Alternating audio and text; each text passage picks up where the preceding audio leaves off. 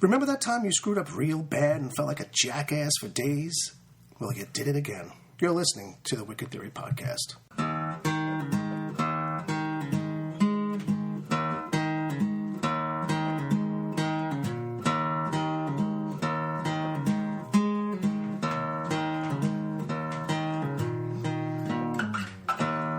This is the Wicked Theory Podcast. I'm your host. My name is Bill Sweeney.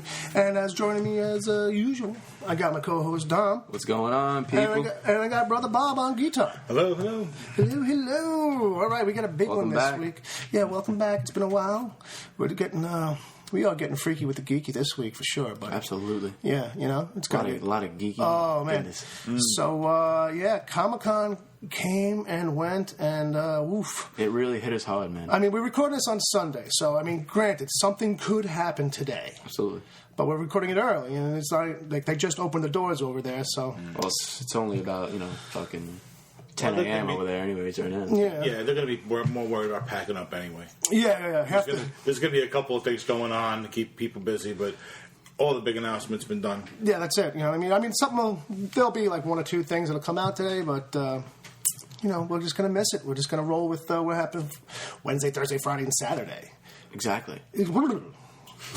Well, before we get into all that, because that's going to be the big push for this week. It's this episode is going to be all this Comic-Con news. We're going to go over just a couple other things real quick. First of all, I just want to touch base. Now this very show that you're listening to is available on your TuneIn app. If you got one of those, turns out Bob had one of those. Really? Yes. Okay, It's actually a good app. Yeah, because I really didn't I haven't played with it really. You know what I mean? It's got a good simple interface, and everything's clean. It's available on at the Apple Store, Okay. and it's for Android also. You can get it on Google Play or Right. Good. Amazon. and Amazon too. That's good to know because now We're covered. we could be on everyone's phone. We're available Yes. everywhere. There's no reason that people throughout the planet should not be listening to this podcast. Well, there's probably There's a few reasons. There's a few. Yeah. There's a All lot. right. There's All a right. lot of reasons. Yeah, but those well, are- you know what? There's more reasons after you've listened to one Right. to never listen again. I was going to say there's more reasons for issues of quality Oof. than availability. Well, that's what I'm trying to do. I'm trying to just make it super available. You have no reason to not be able to find it. And we're also on Libsyn's podcast source app, which is, Libsyn is the host that we, put the files up to, and that's how it all kind of flurries out from there, But they have their own app available at both for Android and app stuffs. Apple. Yeah, I'm just going to shorten Apple now, too. Cool. It's an app. Right? Right. Apple. App. Something like that. I'm not sure how that would work. All right. I'm being annoying. Okay, so, but meanwhile, like a week has gone by, Tom. You've been reading anything? You reading anything good? Anything Yeah, man. Apart from all the good stuff that I picked up last week at the comic shop, Right. I actually borrowed Locke and Key From anybody you know? from some guy fucking. From the Wicked Theory Library? His name's Willie or something like Go that. fuck yourself. His name is not Willie. His name is not Willie. No, his name is Bill Sweeney, and he gives me a lot of good books to read. This being one of them. And I get them back. That's why you get more. Yeah, I was actually I'm in such a frantic state for the past 2 weeks because I lent out so many trades to all my friends and I haven't gotten one back yet. And he's starting to realize, right? And I'm gonna in the next 2 weeks, I'm just gonna tell them, dude, if you're not going to read them, just give them back to me right now. Because either that or I you don't got to care. send out the boys or something. Well, yeah, because I gave them really good shit. Like my one friend, I gave him Civil War, which I wanted to let Bob read. Right. My other friend, I gave him Court of Owls, Volume 1. Okay, Batman that stuff. I want to read to my fucking grandkids. I like the image of that. Go around, kids. It's time for some old Batman stories. It's true though. It's one of the best Batman stories ever. I got to pass that on, dude. All of a sudden, Bruce Wayne was like, "Oh shit, they're everywhere. These owls." And when we're done, we're going to listen to Grandpa when he was a kid on what they used to call a podcast. Exactly. Do you remember audio? Remember sound, kids? Oh no, all right, but I understand that pain, man. Sometimes you lend stuff out, and it's like, either you lose track, but so much time goes by, you lose track of who you lent it to. Yeah, my one friend that I lent him the first 2 trades of Preacher, and we were on the plane back from Aruba, and he read the first trade, so at least I got that back. All right, well, But the second trade, he still hasn't even touched yet. So all right, well. Well, getting a little nervous about My it. question is, why is this guy still a friend? Because he was able to read the first issue of Preacher and not immediately have to pick up the second issue. He did, though. He Right. did. He started it on the plane, cracked it. and then he just hasn't had time to get back to it, which Right. I understand because that happens to me sometimes too. Yeah. He's not like a huge comic book reader, so Right. I'll cut him a little slack. But at least, he got through the first one and, got his toes wet on it. I'm sure if it was a Playboy, he would have read it already. No, you're right. All right. There's enough of that stuff in that book. All right, so What about you, Bill? Well, we got off topic, but the book you were borrowing was Locke and Key, Yes. which is really, really good. It's a really great book, Excellent. man. I never really heard of it before. You guys had spoken about it. I think Yeah. on like the first episode. Okay, it probably came up. You at some guys, point. Yeah. because I think Bob had just wrapped up finishing like the sixth trade or something like that. Yeah, I think he was either reading it or had just finished it. Yeah, I think there's 6 trades. There's 6 trade paperbacks. I mean, for so that. I read the first one. I thought it was really, really great. I cannot wait to start the second. Yeah, if you're looking for a reason, although this isn't an exact, completely indicative of what you'll get, but it kind of is. But if anybody just needs one little push to go pick that up, it's written by this guy Joe Hill, who's actually the son of Stephen King, which sounds like a horror story in and of itself. Son of Stephen King. Yeah. The Maggie, demons. a.k.a. the You evil know, thing. you thought your basement was creepy growing up. I'm sure Stevie's is fucking even God. creepier. Jesus. So, he lives like out in the mountains in like fucking Maine, Vermont or some shit Maine, like that. Yeah, Maine. It's all about Maine, mainly for him. All right, and then I've been reading Sixth Gun, the Nice. Sixth Gun. I man, really just Colin came and get that word out. I was trying to. TH at the end. Well, it's Sixth. tough when you're After like the X. yeah, exactly. Yeah, Sixth. It's tough to pronounce. It's I tough. guess. But by Cullen Bunn, It's a man. in the previous episode, we mentioned that we ran into him at our local comic shop, and he signed the first 2 trades, and I'm well into the second trade. That's a fun little book. It's good. Definitely check it out. I'm not going to say it's earth-shattering to any degree, but what the hook on that is like there's like these 6 pistols back in the Old West that were. I'm not sure exactly how much they're possessed or what the backstory. We haven't gotten to the backstory on the pistols themselves, but each one kind of imbues the holder with something a little different. And probably in both of your heads, it sounds a little bit like the pistols from Preacher, A little bit. to a degree, bit. where Well, when but they only worked for the Saint of Killers and Yes. Preacher, whereas in this story, Work it's for like anybody. it's pretty much whoever you have to die basically for those guns not to be yours, quote unquote, or and to they be, look for a new owner, so to speak. so to Gotcha. speak, something to that effect. Yeah, Sounds so cool. it's really cool, and I recommend that highly. That's this week's recommendations. Basically, that's like a segment we call I'll Meanwhile. have to borrow from the first library of Bell. Yes, well, the Wicked Theory Library. Yes. I'm checking out a couple of books this week. Not to be confused with the Wicked Theory Laboratory and the Wicked Theory. Anybody? Fornatorium? We closed that down a long time ago. Yeah. Yeah, the door was sticking. Really? Yeah, I kind of got a few books that I'm gonna. I wonder why. I was waiting for somebody to get that one. But I didn't wanna- yeah, I didn't want to really draw too much attention to it. Yeah, no, but I'm checking out a few books of the. Oh, did you bring? Bell Library. Did you bring a list already of stuff to take? So last week I had mentioned that I had picked up the second trade of Letter 44. Okay. Did you read that, Bob? I hadn't read that. Oh, okay. So next week I'll bring the, or I'll just give it to I don't Billy know. tomorrow. I don't know if Bill has it. So Well, he Well, I has have the the, issues. I have- He has the comics. So like, Okay. I'm After sure. that first trade, I jumped straight to the monthlies. Yeah. right. That's the only book that I really did that with because I was like, I gotta. Yeah. Well, that's kind of what I was just going to get to also. So I finished that second trade, and I picked up. I skipped an issue because that second trade ends at 13, and And they 14 was a one shot. Right. So I didn't really feel like I needed to spend the money on it because Billy has it. So He's looking figured, to borrow that. figured I'd skip it, and then I Yeah. went straight to 15, which is the next story arc. But I'm read thinking, that. but I'm thinking Awesome. now because we had the conversation in the comic shop about whether or not to pick that up. But I'm thinking now that you are kind of becoming a completist for runs to a degree, and you might one day probably I could see you being like, I probably should have got it anyway. Well, I don't have issue 9, so Oh, okay. So your run's kind of like because that's out of the first trade, and I don't have Okay. the first trade at all either, really. So All right. anything else, if I did have that first trade, Right. maybe I would say, all right, I'll pick up the 2 one shots that have been out so far. Okay. But right now, I'm just like, fuck it. Fuck it. All right. Well, okay. So that's So pretty much that issue, Yeah. and the rest of the lock and key trades, maybe. Oh, okay. Well, if you want to take them all at once. I'm going to take all of them at once, but I mean, take a couple. That you might have to leave a deposit. If you want to take them all at once, it might be like you have to leave. The deposit is my time on this podcast. All right, deal. That's kind of Deal. Deal. That's kind of good. So good. We'll get that in writing. As long as I lend you comics, you'll keep doing the show. Exactly. All right. I think Bill's just a little concerned that maybe you read it and like it so much that I'm going to kind of forget to give those back. No, I never do that. And now that we made this deal about being on the show, I have to worry about you're going to read something and be like, yo, this book sucks. Fuck this show. This is true. Fuck your show. You gave me the worst book. No, I got to be honest with you, man. Any book that I borrowed from you, I have fallen in love with. Seriously, like any book that you've recommended. That's me. I'm calling you right now. It's actually Babyface Jones. It's Babyface Jones. You want to take this call live on the air and see what he wants? Sure, why not? Take it. See what happens. Hello. For those of you who don't know, what's going on? Babyface Jones is an employee at our local comic book store, and oddly enough, it's a Sunday at merely about 10 problem. after Cool, thank 1, and that's how good our shop is. Yes. They actually call you up and say, hey, dude, I got this thing. Do you want that thing? Mm-hmm. So that's pretty crazy.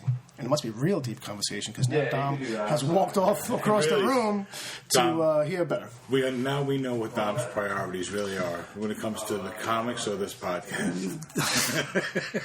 Where is the line? Well, I told him to answer it, so I guess it's on me. I didn't think for a second that this conversation would suddenly turn into, yes, I would like all of those issues. And then Babyface is probably on the other end like, well, do you want them...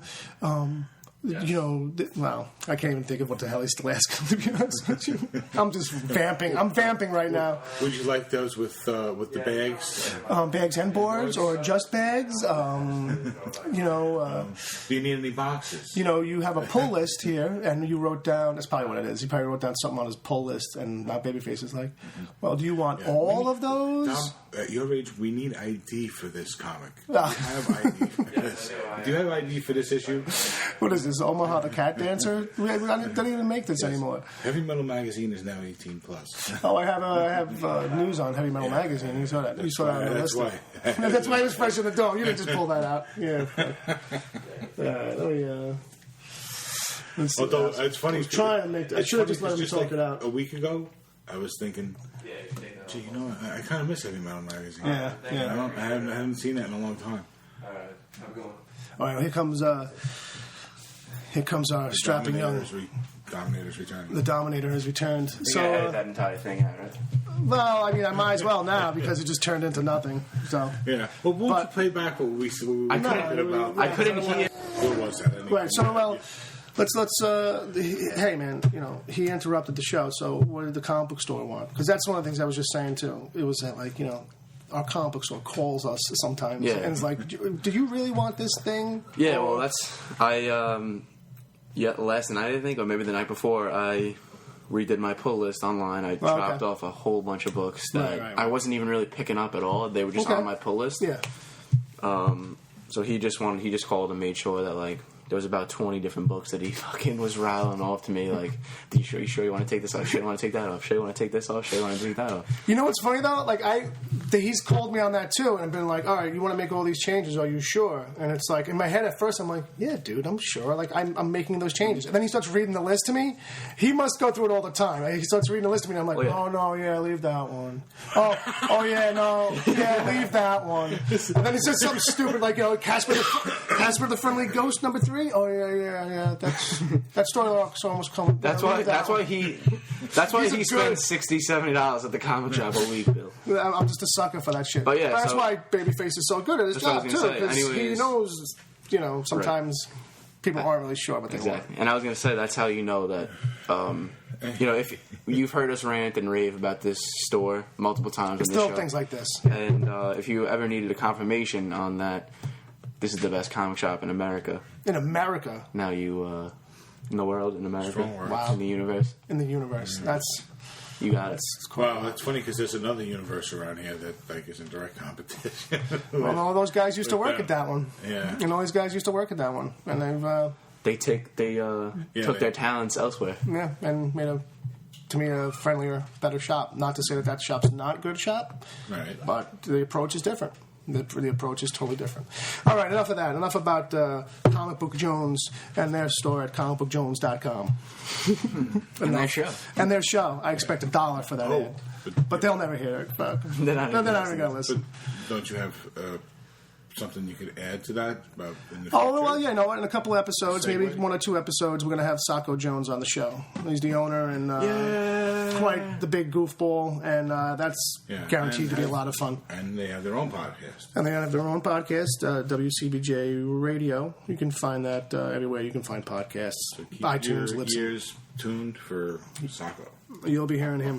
All right, so let's get into some news, man.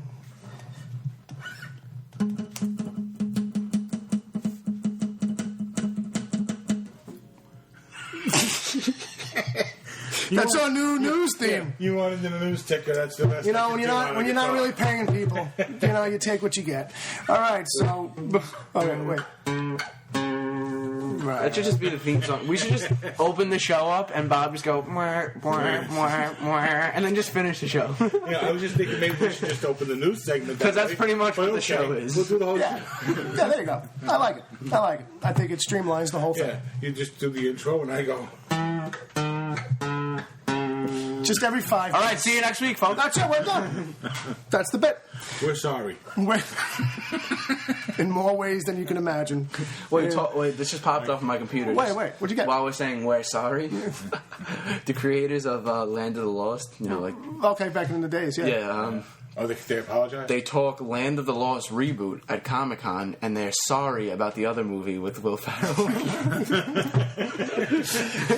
Because Land of the Lost, if it needs anything, is like a gritty, hard, non-Will Ferrell type of setup. I thought that movie was fucking hysterical. It probably was, because the show was fucking abysmal. Yeah. It's one of these shows people remember through a was filter. on forever. And it was, I swear to God, They retitled it every 3 years. Yeah. And they just rerun the same episodes. You know what I mean? But it was this horrible. picture is any fucking indication that this is a brutal show, then Oh, there yeah. it is. No, There you go. No, you're missing out That's on them.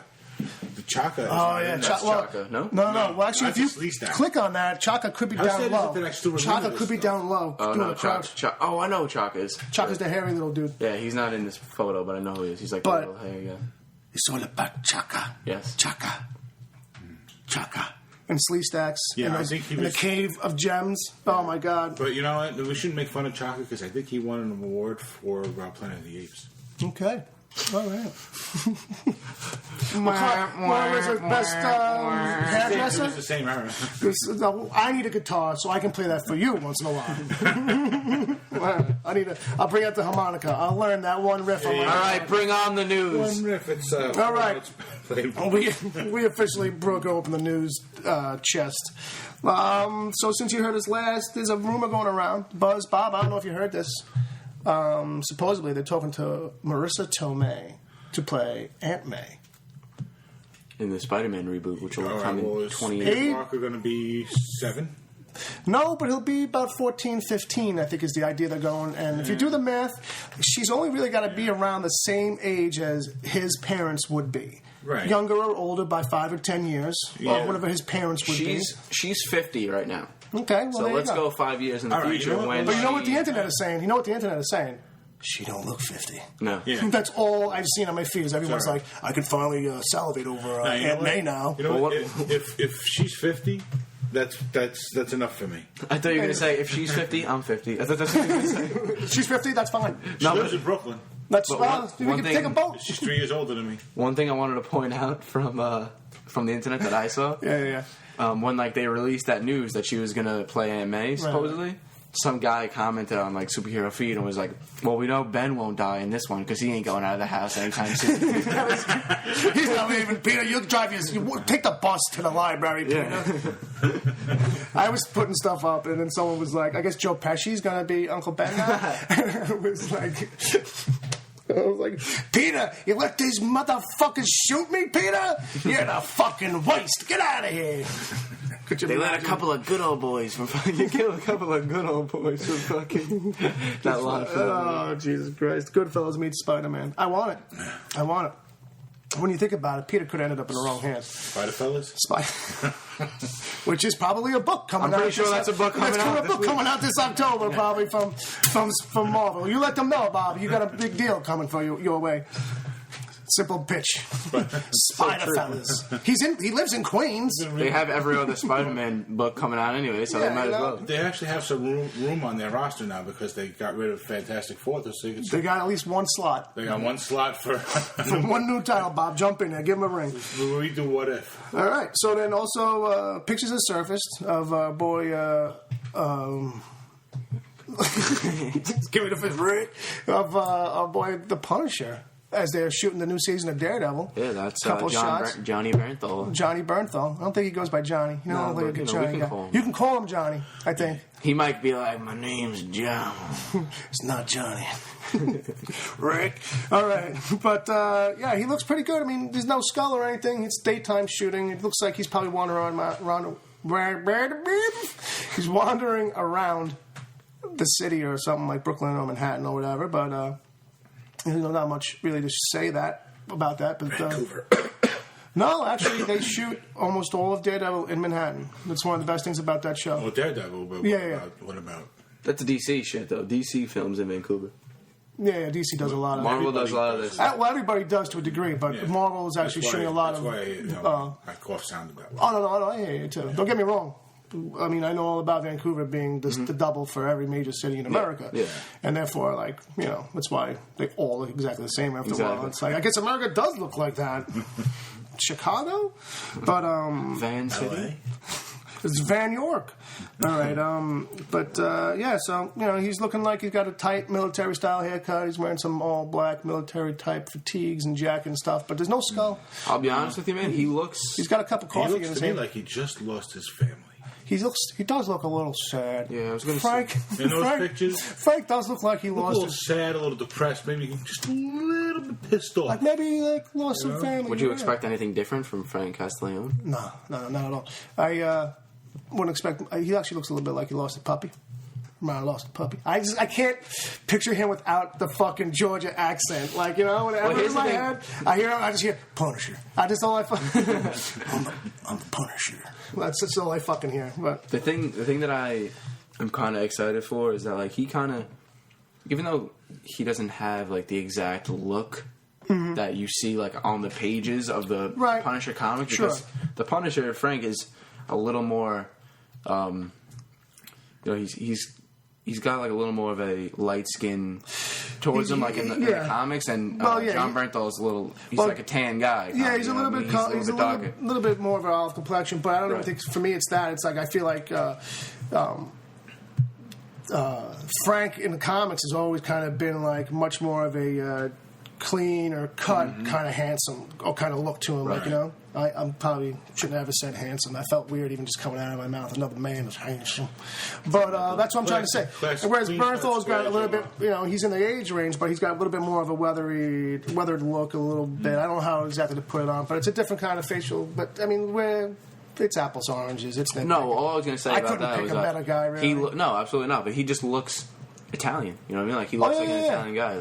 He's fucking Gindaloon all the way. So that's why I'm not too worried about his accent being fucking, Rick and Carl. I think he can probably pull it out. Exactly. Absolutely. And not only that, but I didn't realize until I looked up his IMDb, but he is an actor, my friend. Yeah, he is trained actor. Okay, well then he was Russia, right? Yeah, is that it? Russian acting school. I think first day in acting school is when they teach you how to do the Brooklyn accent, so I think it's going to be fine. I think that's one of the ones you get out the gate. And I'm pretty sure when he was in Wolf of Wall Street, he had a pretty fucking Gindaloon accent. Yeah, he was definitely putting it over the top. He was fucking, Johnny, let's get the fucking duct tape and wrap these millions around this fat kid. Exactly. But also, too, now that I'm thinking about it, so if he went to school in Russia, we might get to see him spit some Russian. If there should be any Russian, gangsters or enemies, What, does Frank do that? Very true. No, but we could find a way that maybe Frank has reason to have learned a little Russian because he's always dealing with them and he needs to know what they fucking say. Maybe he just grew up in a neighborhood with Russian people. Exactly.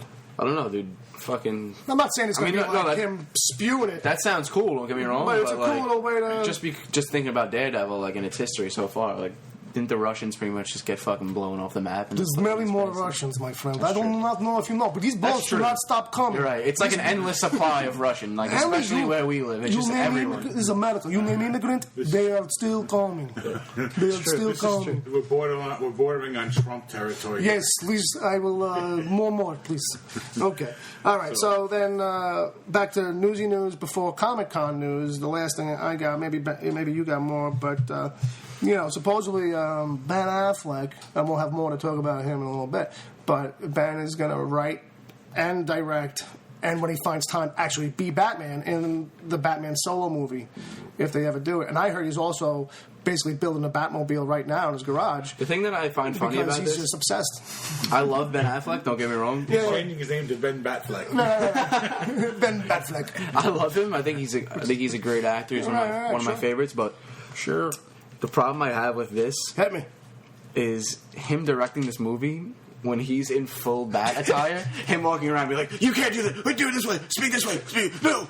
I want him to not stop being Batman. Yeah. I want there to be behind-the-scenes footage where he's like, him in the cowl and the suit and everything, just being like, "There's not enough light on the back corner over there. Larry, come this way. Come stand here. Put your feet in this direction." I say action. I know you couldn't hear me all the way back there, but I said action.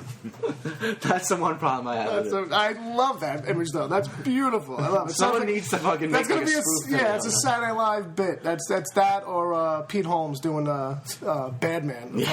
Where are you guys? Where's your bunch of drunks? Fucking never watched those. Yes, of course. We watched them for like an hour and a half at work. But we did. I'm happy about it. I'm happy that he's writing it alongside Jeff Johns, because Jeff Johns is one of my favorite writers. Yep, Jeff Johns is not necessarily proven. Hollywood. Well, with writer. movie strips, he's written I think he's written one or two, or he's made some passes. But Jeff Johns is also he writes on fucking crazy busy dude. I don't know how he's got to have fucking time. Well, he writes episodes for Flash and Arrow. He's writing episodes for Flash and Arrow. Like, he's fucking runs. Basically, he's like runs DC. He's editor in chief at DC, I believe, which he might take a co-editor now because it's probably time's too divided.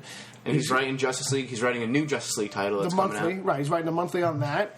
So then he's probably spearheading, just whatever DC projects. He's involved writing Supergirl. Well, he's like gonna be around for all these fucking meetings and shit. It's like no wonder DC just moved out to California. Yeah. It's because of Jeff. It's like Jeff's like, I can't keep flying. Exactly. Let's just move the entire company out of New York City and go over there because, Why not? Why not? So unless Just you got one more thing before we get into the before we get into the Comic-Con stuff. Can you handle it? This was said at Comic-Con, but it's not really something that's like at the top of everyone's list when you talk about all the shit that went down this weekend. Bill sent it to me. It was an interview between Scott Snyder and Greg Capullo, who are the writers and drawer artist. Drawer. He's a drawer. He's literally a drawer. He's a drawer, like on your bureau. Yeah, no, but Greg Capullo is the artist on the current Batman book, and Scott writes one of my favorite books that's out right now. It comes out monthly. It's called Wytches. From Image. From Image. Yeah, it's a very good book. What's that Wytches about? Can't really get into specifics about it because if I tell you anything about the story, it just spoils anything. Because the first six issues were like so boring and like didn't tell you much at all. And then like the 7th and 8th issue, whatever, like selling that shit like hotcakes. It's like completely just like the storyline. That's it. Oh, okay, I see what you're saying. You know what I mean? So the mystery holds, and then by issue 7, it's like boom. Yeah. All right, that's good. But I will say this: I think the title gives it away a little bit. Yes, and it's Wytches. WYTCHES. Wiggy why? But that's not Wytches then. No, that's Wytches. Wytches. Yeah, that's not Wytches. That's Wytches. has to do with farming sheep and stuff like that, I think. Isn't that what they call it over in Scotland? Probably. I'm not sure. But let's get to the main point that I was trying to make was that New Jersey, I think they called that. New Jersey. Probably. He came out and said that the script for the movie that was picked up by pretty sure it was Brad Pitt's. No, you're one of Brad Pitt's production companies. Right? I'm not sure what the name on that is, but the script for that movie is finalized supposedly, and I'm not really sure about any casting news or anything like that. I don't think that's too early. It's too early for that, but I just wanted to say that the script for that is done because I didn't really think that was even going to happen at all. I thought it was just like something that was a pipe dream. Mm-hmm. But it looks like it's going to be fucking chugging along. No, yeah, and I can definitely see Brad Pitt playing the The dad. The supporting role in that story.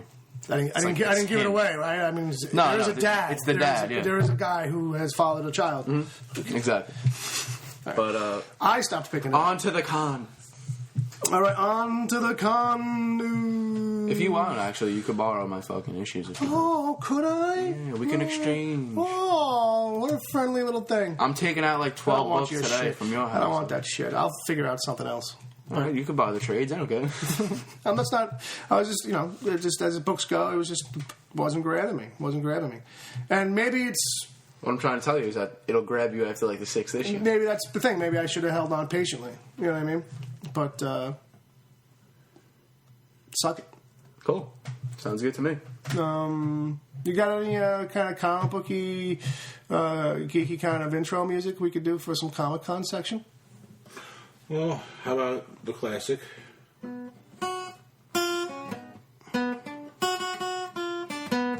Yeah. Batman. Let's get back into Batman stuff. We just fucking talked about it. And Dom's having some kind of seizure. We're going to be all right. This show's going to be all right. Fucking train wreck. Every week, guaranteed. The Batman versus, it's Batman versus Superman trailer came out. Like 9 o'clock last night or whatever. Fucking. It's actually like 12 in the afternoon yesterday, but it's all right. Well, their time maybe, but, We have no windows here, so we don't know time. Yes, that's true. We are in a bunker. Yes. Down below. We live in a studio, basically. No, I didn't say that. Anyway. Recording studio. Okay. That's different. Does anybody give a shit? I do, for one. No, I'm only kidding. Of course I do. Bro, the fucking trailer was amazing to me. Like, I was, blown away by it. Not because it's oh my God, it's fucking, next greatest thing ever. But it was just... waiting to see if they were going to get any of it right, and it feels like they got a lot. It really does feel like they actually are going to come out with a watchable movie. Well, yeah. You know what I mean? It's not going to be like the George Clooney Batman kind of thing. Well, I think they proved themselves with the Dark Knight series, but I mean... Yeah. That's a different hour. No, I'm just saying, it's not like we were going from Batman Returns and with fucking... Well, yeah, it's not a complete tone shift. You know what I mean? Right. No, totally no, but we were going from Christian Bale to Ben Affleck, and Ben Affleck is a questionable actor. Only because he's... Talk to, but when it comes to these roles, absolutely. Right. So, no, you're right. Yeah, so, my expectations weren't the greatest, but it looks like... They're gonna come out with an entertaining movie. So, and a good story. So now, if you want to break it down a little bit, I mean, by now it's Monday. By the time this goes on, gets posted. But so I'm sure these people have seen it, and maybe they know too. But there's some Easter eggs in that. There were a few Easter eggs. I mean, you saw the Robin suit, which was clearly written on in graffiti by the Joker. Now, you may not, because a lot of people didn't catch it right away, and I didn't either. I had to have a website fucking basically spotlight it and be like, oh, by the way. So, yeah, that's totally, it's written on with yellow graffiti. It's totally Robin's costume. And there was an R over his chest. A few months ago, when this movie was first announced, and they were releasing all the casting credits and shit. Mm-hmm. There was a rumor that there was a girl, can't think of her fucking name. No, an actress. She was testing. There was an actress that was rumored to be supposed to Robin in this movie. Right. And if you know anything about the Dark Knight Returns, which this movie is supposed to be loosely based on, Batman himself is at least based on this era. Right, and Robin in that story is actually a redheaded 14 or 15-year-old girl with redhead. She's got short hair. Mm-hmm. She's got a buzz cut going. So word.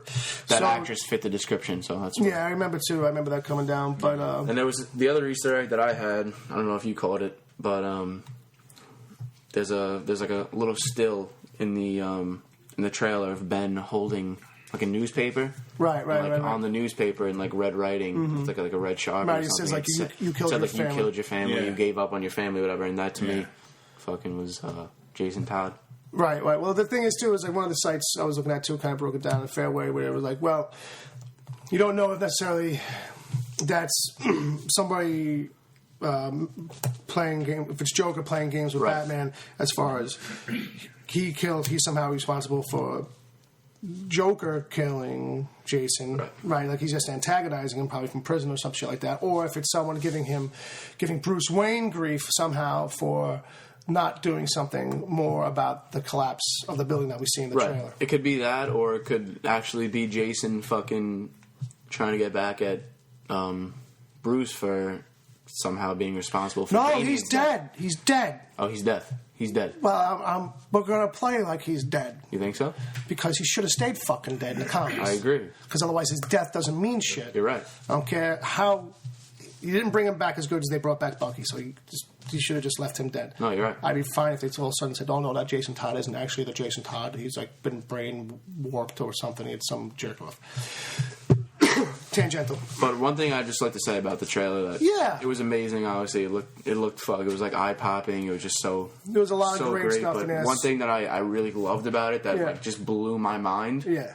And that you could tell now that this movie might like set itself apart from any other fucking superhero movie that was ever made. It was like, I don't know if you saw it, but a few sites posted it up that I didn't even catch it the first time that I watched the trailer, but that opening of the trailer when Bruce is like running towards the building that's being fucking he's running torn towards down. Ground Zero, basically. Yeah. That building that's being torn down is the building that gets torn down at the end of fucking Man of Steel. Right.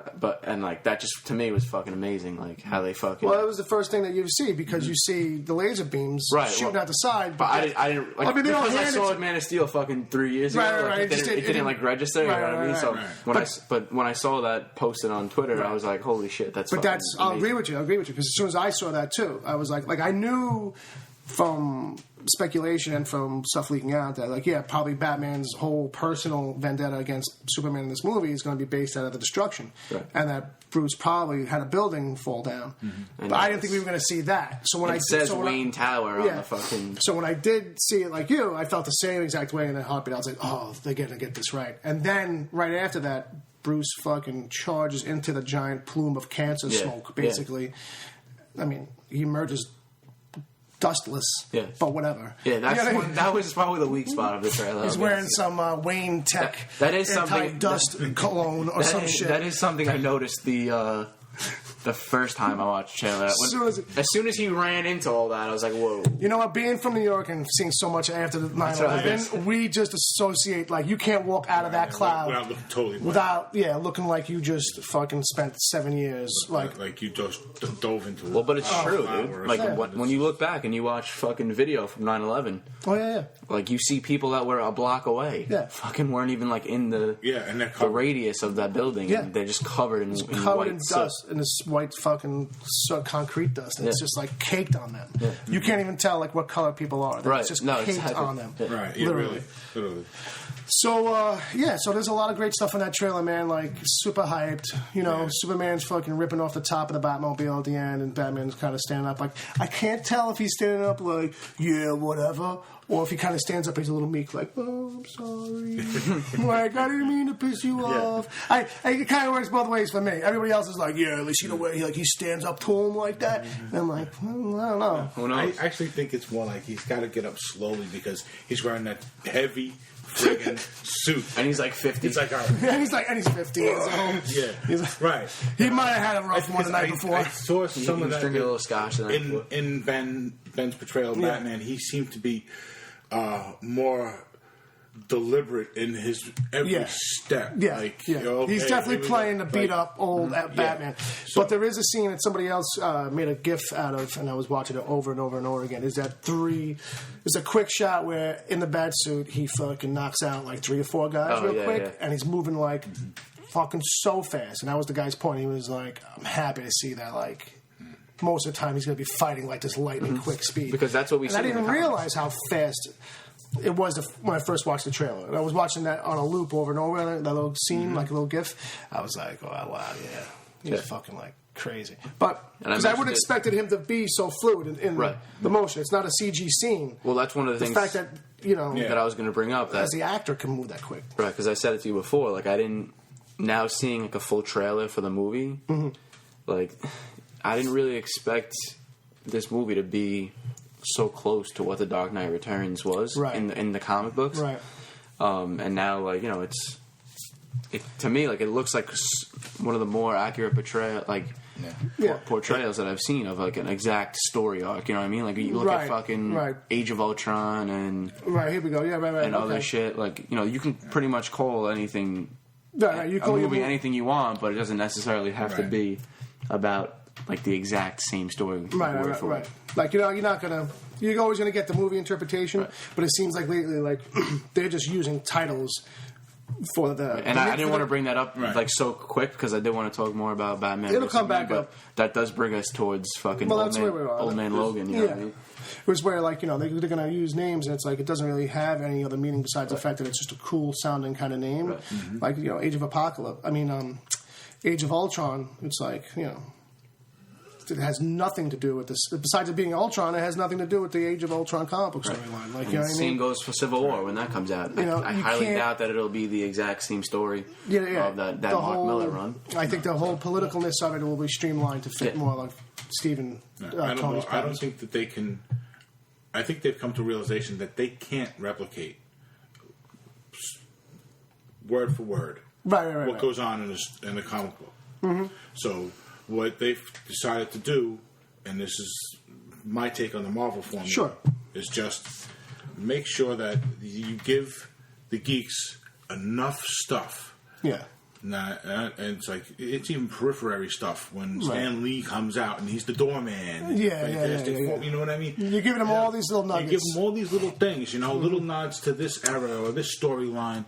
And they don't have to really mean anything. They don't have to add up to anything. No, they just have to be little things. They just have to be there, just to get us excited. Mm-hmm. Right, and then have your story at least loosely relate to something that's gone on in the comic books. Right.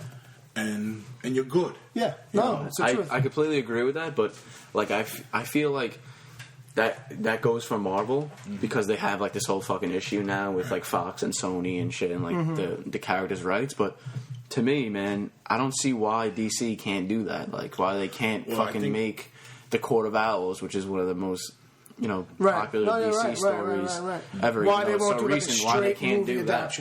Or they can't do The Dark Knight Returns, which is one of the most popular graphic novels of all time, just straight up. Well, here's the thing. They seem to say, we'll do the movies however the movies roll out, obviously taking bits and pieces of everything, but ultimately, if you want straight up adaptions made by them, you got to get the animated stuff. Exactly, that's what I was going to say. Well, here's also, I think, with these stories, in the past, they've failed when they just tried to use comic book medium as a storytelling medium on TV or movies. Mm-hmm. So they can't just tell it straight. Yeah. Well, here's the thing. Because you take too much of the character of the comic book, the style, out of it. And it's just you have to have a very thin story. Right. It starts to feel like something else. Right. So, they're over concerned. You have to. They're built. Yeah. Comic books are built for roller coaster ride Hollywood summer movies. No, you're right. And you just have to formulate it right. And Marvel's done that. I think DC is going to be doing more of that with this Batman Superman movie. Oh yeah, well. Than I ever thought they would. I hope they do going forward. But I think they're going to. They're keeping the grittier feel, and then they're doing the. They're going to drop in some stuff like I was saying earlier for the geeks, for the hardcore comic guys. So I think if they do that, and Ben does Batman right, you're going to have a phenomenal movie, and Ben Affleck's going to revive his freaking career. Yeah, I think so too. Yeah. And you know what's probably going to happen too? It's like this though too. Here's the thing. Like I hate to say it, but like with a lot of this shit. You don't even have to get it out of the park. You don't even have to come close to nailing it. Because some of these geeks will just eat up shit so bad. Some of the fanboys will eat it up. Like, I'm guilty of that shit too. Absolutely. I'm biased. And I'm aware that I'm biased to a degree. But I fucking know that I'm biased. So it keeps me from loving everything. Right. You know what I mean? Which I think is the way to be. You can't love everything because not everything is good. I don't care what your fucking name is. But there are fans out there like that. They'll just they'll ultra defend... the worst, not even the worst shit, but they'll just ultra defend their thing because it's their thing. Okay, enough. But so what I was saying before about the animated stuff is that they did The Dark Knight Returns. It's a 2-part, actually 2 movies because it was so fucking long that they made it into 2 animated movies. And if you want to check out something, get a feel for the Suicide Squad, watch Attack on Arkham, which our buddy Jimmy fucking put me on to. I watched half of it. It was really good. But also, now they made an announcement this weekend that they're going to be doing The Killing Joke as an animated direct-to-video feature. You know, Paul Dini, who's been involved with Batman since the Batman Adventures came to Fox years and years ago, kind of spearheads a lot of these projects. And, you know, he says that this is the next big one they're working on. And it seems like, which is really cool, which, don't get me wrong, it's really cool. But I forget exactly why it came up, but there was some speculation or rumoring that Harley Quinn might be in it. So it raises questions as to why, because she's not in the original story. She's not in the original book. And to me, it's like, well, it's Paul Dini. Paul Dini created Harley Quinn. Mm-hmm. Paul Dini gets a little nugget every time she's used. Yeah. So, exactly. There you go. But while we're on animated shit, yes, and Warner Brothers DC, Bird. They announced yesterday. They announced this was going to be on a few months ago, but I might not have any interest to either one of you. But they released the trailer for the Vixen animated web series. Yeah, I didn't watch it, but I did see it. Drops, I meant to. August 23rd. Okay. It looks pretty cool. I mean, you know, it's definitely like a lot more like kid friendly than The Killing Joke will be, and then those other fucking DC animated shows and movies are. But it looks pretty cool, and the trailer looks good. And by the way, the Killing Joke, the social justice warriors were already kind of came out swinging on it. Really? Well, that's a fucked up story, you know, and this, that, and the other, and you know, it's like, yeah, it is a fucked up story, and Joker does some fucked up shit to a couple people, and that's the whole point of the story, is how bad Joker is, and that's why that story ends the way it does. So now I wonder how much of that shit they will change, how much of the ending they will actually leave, the actual very, very end, you know what I mean? And or will they even get more definitive in that ending? Like, how much will they change? How much will they leave the same? How much will they... Let's just come out and say it. Like, will they actually fucking kill him at the end? Mm-hmm. Well, Batman actually killed Joker. Right.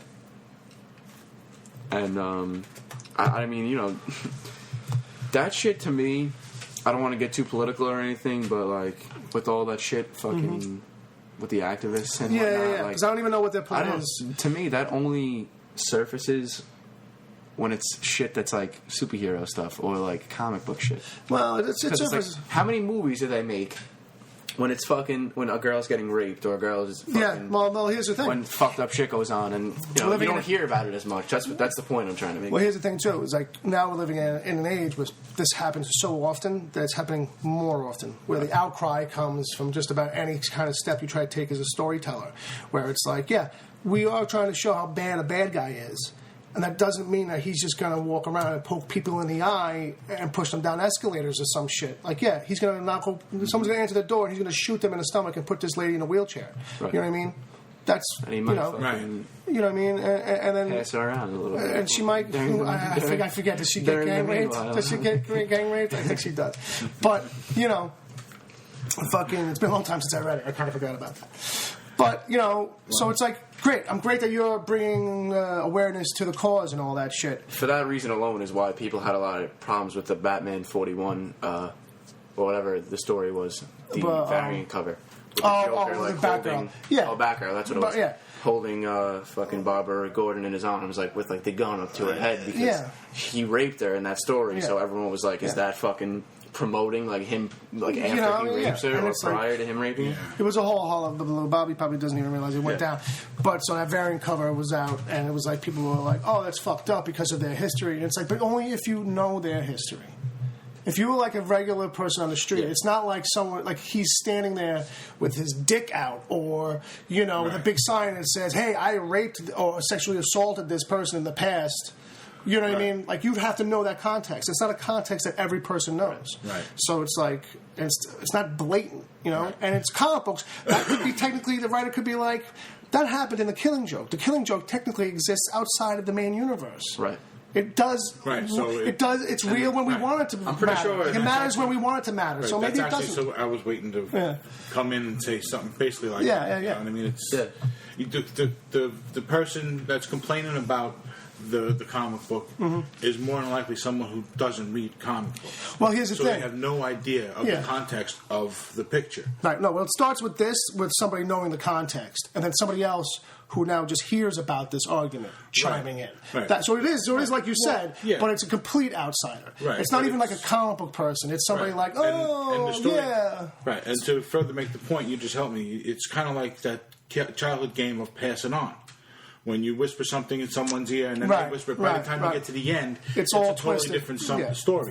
Basically. So, this is, but, our world, we jump on anything anyone says at any given time. So for any given friggin' reason. And the artist on that variant cover was like Raphael Albuquerque too, so it's not like it's some fucking nobody artist. Yeah, so and that's the thing that it goes through channels. That's a cover that if it was salacious or if it was offensive, like it would have been halted. Like you know what I mean? And DC allowed it. That's what I'm saying. That's what exactly, I'm getting at. It's Warner Brothers. Yeah. It's like, if anything, more than Marvel, it's probably scrutinized. Right. Yeah. Over-scrutinized. Supposedly the word coming out of all the creators at DC is that the biggest problem is the notes, and it's like the overburden that happens at that comic book company now. Right. All right. But enough of that. The main point of that was I just wanted to say that, like, because of that kind of an outcry, I'm nervous that they're going to make changes to that story. So, like, you could put in Harley Quinn if you want to, this kind of thing, but there's, like, a couple of story points that, like... Not that they're really taboo, but they're sensitive topics. And nowadays it seems like if someone says, hey, that's a sensitive topic, people want to flinch and react. All right, on and on. So, outside of that, a little bit of Star Wars stuff kind of came out. They had a big presence at the Comic-Con. Let's have a little fun here, right? Okay. Why am I not being able to do this? I don't know. You want me to still cold intro it again? Yeah, let me get it down first. Let me get it down. Yeah, let me get it down. There it goes. Yeah, like, I was surprised. I mean, they kind of put out a trailer recently, so they didn't put out a trailer this time, but they did put out like a 3-minute behind-the-scenes video that give Bob a big thumbs up on the Star Wars. Very nice, very nice. Thank you very much. Thank you. You got it, Greedo. But the behind-the-scenes thing, it was really all about letting fans know that, like, this is not the first 3. This is not the prequels. This is... Like, it's going to be the best one. Yeah. Well, that too. Obviously, it's to blow smoke up ass. They go in the full mile to make sure that it's a good Star Wars movie. But and to illustrate that point, they're pushing that it's all physical. It's all practical effects. It's robots. It's puppets. Right. It's actual locations. It's not 99% CG like those first 3 were. Right. Like, you know what I mean? It's not going to be like that. The whole intent is to try and at least with the visual aesthetic, bring it all back to kind of where it was and where it kind of should be about now. Like, you know what I mean? Granted, those movies the middle 3 were made in the 70s, so some holds up, some doesn't. Right. But, so a lot of hope there. And if you haven't seen that trailer, you can, the preview trailer, you can check that out online. It's totally worth it if you're a Star Wars fan. Like, you can post up a link to it if you want. I'll make sure there's on the Facebook page at the very least that there's the videos up on there. On the Wicked Theory Facebook page at facebook.com/Wicked Theory. I have posted up a bunch of the videos and trailers that came out from Comic-Con this week. As always, my whole thinking with the Facebook page and the way I run it is that, like, I'll sit there and I'll watch all these other sites, post up links. Go to the site, go to our site and look at the video. You want to check out this video that came out, check out this trailer that came out. And meanwhile, if you follow my page, I just put the video up. Like, why send you to a web page when that video can be posted straight from YouTube to Facebook? And you can watch the trailers on your own feed and all this kind of shit. And right there, live time. Well, it's because those other people want to generate traffic for their website so that they can get more revenue. Exactly. And since I don't give a shit about revenue, like you would think I should, but that's how I run the Facebook page. That's how one of the ways I try to make the Facebook page different than other Facebook pages. So if you're on Facebook, you should like the page and get some notifications. And then also just check out the wall and go scroll through. There's a bunch of great trailers on there and preview stuff. Cool. Especially stuff that we're talking about now and stuff that we're going to get to in a couple minutes. But point being, check out that Star Wars shit. Great Star Wars shit. And then after that, what do we got on the list? I got a few. I mean, we could just Suicide trailer Suicide Squad trailer was fucking pretty cool. It was pretty cool. Wasn't released clean, but this leaked phone cam. Yeah, nothing really too much to talk about there. I mean, it was definitely a little bit of a different tone than I expected. The tone is going for creepy as fuck. They hold Joker, the reveal of Joker, to the very end of the trailer, and he looks fucking great, and he sounds great. He looks good. Actually, the only clunky thing doesn't even come from him. It's someone actually doing the forced, I guess we're some kind of Suicide Squad. It was actually Will Smith, yeah. I mean, it didn't even sound like Will Smith. I didn't even think it was Will Smith. I thought it was some other guy. Yeah. But he's forced. probably going to play a little bit of a more, overacted, kind of like bad guy. I kind of get that feeling, too. He's going to be trying so hard to sell this particular character. Because he's never really done a role like... Don't get me wrong, I love Will Smith. I think he's just fucking phenomenal. Sometimes when he has to be someone besides Will... For what he does, you know what I mean? Not for fucking... do Hancock. Yeah, Hancock was great. Hancock was good. I liked it. I think he's probably going to be channeling Hancock. Well, to a degree, but I think like when he tries to complete somebody else, and that involves taking on a little bit of a voice affectation, it comes off. He doesn't sell it all the time. Yeah, I'll be honest. Isn't the greatest. Yeah, sometimes his over. When it's more of a subtle thing he has to do with the voice and shit like that, it works better for me. And it's hard though, and in straight dramas, you know what I mean. But in this, it's like, I don't know. It's a little harder though because this. I mean, not to fucking, get political or anything, but this character he's always been white, and who's he playing? Deadshot.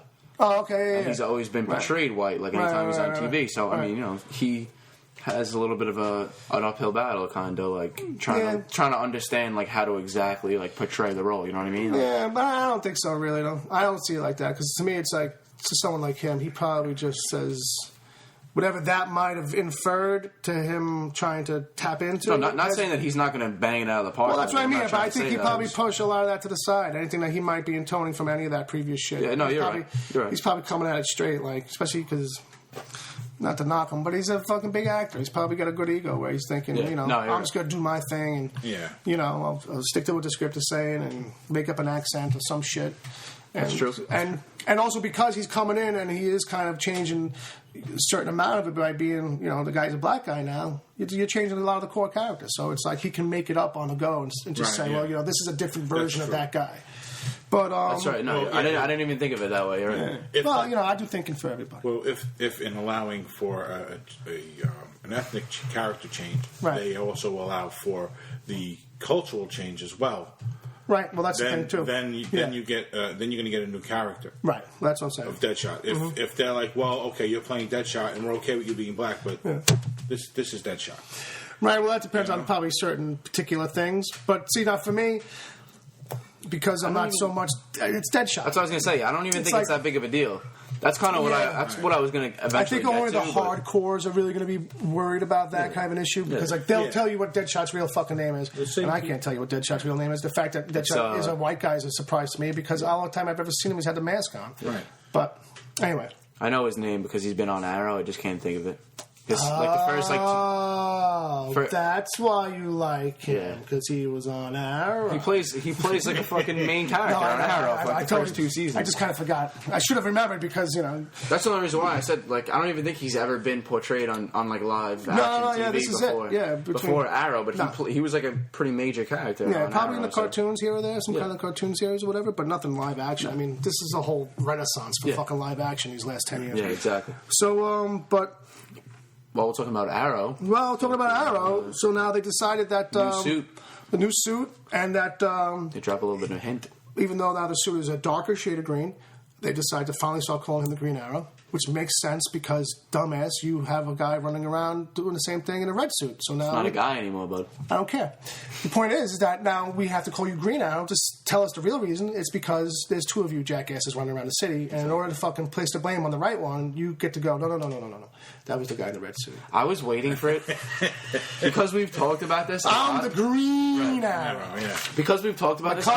Cousin over there, he's Blue Arrow. He only works in Jersey. I was waiting for it to be some corny ass shit, like the 2 of them maybe fucking like Roy and Oliver running around at night one time, and fucking Oliver does some crazy shit, and some innocent bystander goes, whoa, that was the cool Green Arrow. Right, like give it a dick from that point on, he's known as the Green Arrow. Like I could see that being something that would happen in like the old Spider-Man movies with fucking. Well, what would be cool is like if it would turn into like a dig somehow against Roy, like an ongoing joke. Like he's not even on it anymore. Well, no, he'll be back. I mean, is he written off the show? Did the guy? I don't know. Leave the I'm show? not sure, but all I know is that he's probably not going to be the Red Arrow anymore because he went to prison and they brought him back. No. He left town? Yeah, he left town, and Oliver gives... Was he hidden in Oliver's trunk when Oliver and Felicity drove away? Probably. I watched it. I watched the finale. Yeah. I think, if I'm correct, I think they give Oliver's sister the red suit, and that's... It's going to be so baggy on her. She should have it tailored so it fits her curves. Well, they did. Oh, okay. They did. Yeah, I kind of figured they would. Well, that actor is Gotta sexualize our females. That actor is way too fucking tall to be a man anyway, so it might fit her, to be honest with you. To be honest with you. She is lengthy. But that's my point with the whole Green Arrow thing. It's like, why even bother calling him Green Arrow? Well, because you have to now? Whatever. I wonder if they're going to change the name of the show. No, well, they might. I'm fucking around. They could just change it on the fucking... Here's the thing, too. Like, you don't actually have to change it. You could just have it just whenever the title comes up. Could just be Arrow. Slap green. It'll be like... No, not even green. It'll still say Arrow, but after, like, the arrow, it'll have, like, parentheses S. It'll come in. Spray paint. You know? No, like, parentheses S, like, arrows. Like, oh, God damn it. Fucking... Fuck that. You don't want to share the show. It's the Arrows show. Like this, like... Right. Arrows.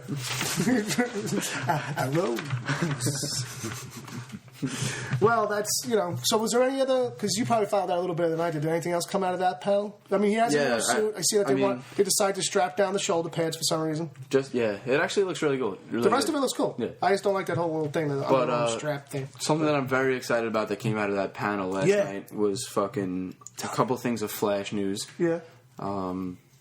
Jay Garrick confirmed for season 2. Yep. Actor cast. The multiverse confirmed for season 2, and Wally West confirmed for season 2. This show, I don't know. Wow, it's going to start getting convoluted. No, but Bob, it already was. It already fucking was, and I loved it. You got to check it out, dude. You really got to watch it. Really fucking good. Like really good. To do this podcast, I feel like that's a homework assignment I got to give you.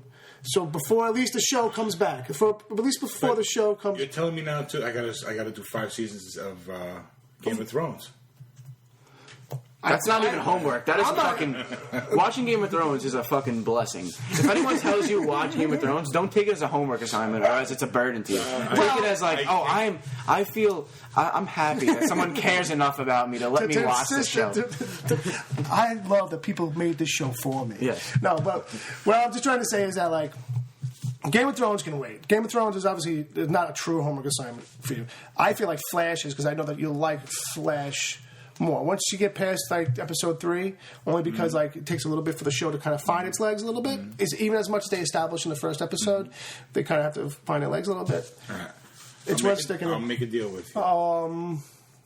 How many seasons of Flash? 1. Okay, but it's the one season of Flash is 2 episodes. But no, wait. But now before you do that, no, I know where you're going already. Because you're a fucking one-trick pony with this, but you did make it sound as if I gave you Game of Thrones homework. Not that you started that homework. No. So if I had given you the homework, you would have been like, all right, I got all these other things. I haven't sat down and watched. Okay, that's something. Okay. Orphan Black? Yes, okay. Orphan Black. How about this? If we manage to finish off tonight, I could squeeze in probably an episode. After we finish this and I edit it and set it up to go posted, I'll probably have enough time to squeeze in an episode before I watch other shows tonight. Right. And I'll hunt down Flash tonight.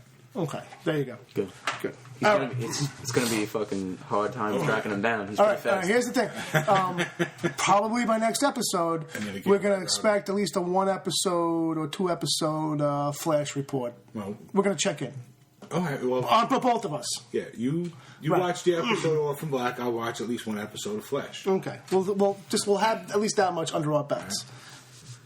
Okay. If there's anybody out there listening to this show that watches Orphan Black, email us. Let Bill know it's actually a really, really good show and he needs to watch it. Let me know how much. In our circle of friends, I'm the only one who watches it. No one listens to me. Actually, out of speak for yourself to a degree, but I have a couple of people who've been popping in at work who are like, oh, you watch this, you watch that, and then Orphan Black usually comes up. So it's definitely, I'm getting it from all angles. One thing while we were just talking about The Flash that I want to fucking... Yeah, sure. I don't really want to spoil anything for Bob. He probably won't even really... Retain it. Yeah. But, since Wally West is confirmed for season 2, and this whole multiverse thing is fucking going to be in play, I would expect Barry's dad to be Wally West.